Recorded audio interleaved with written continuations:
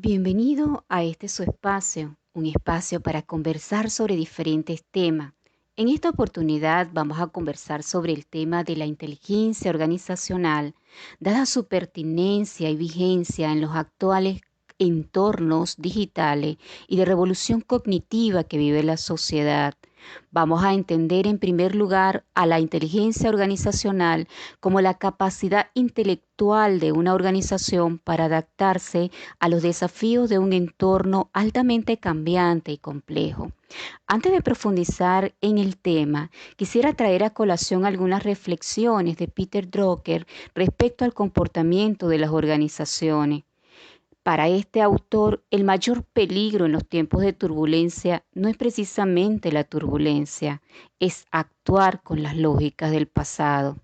Debemos recordar asimismo que el propósito más sublime, más noble de una organización es permitir que los seres humanos comunes hagan cosas extraordinarias, entendiendo que el mayor de los activos o el activo más valioso que tienen las organizaciones es el talento humano.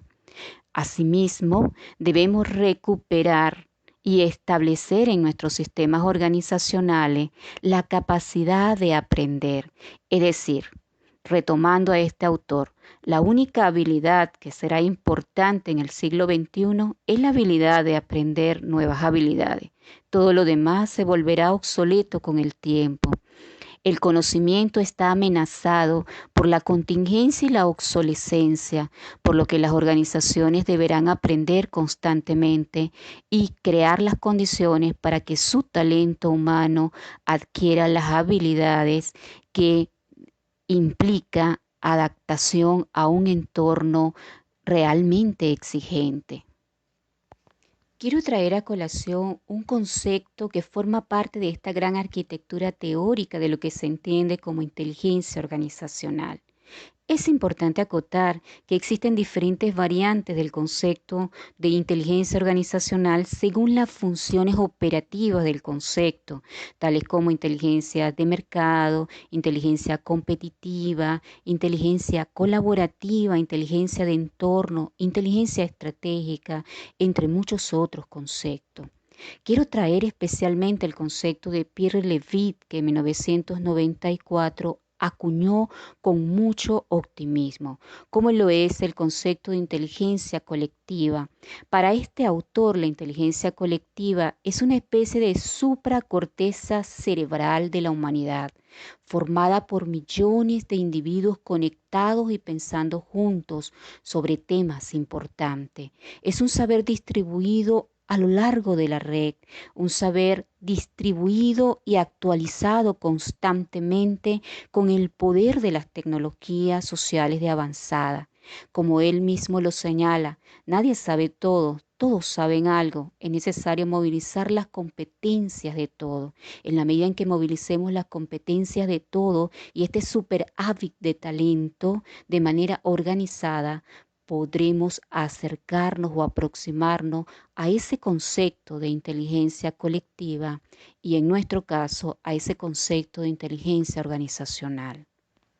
Otro concepto que quiero traer a colación es el concepto de Matsuda. Esta autora asegura que la inteligencia organizacional puede ser definida como la capacidad cognitiva de una organización, pero es necesario reconocer en esta capacidad dos componentes diferentes, tales como la inteligencia organizacional como un proceso a lo interno de la organización y la inteligencia organizacional como un producto a lo externo de la organización.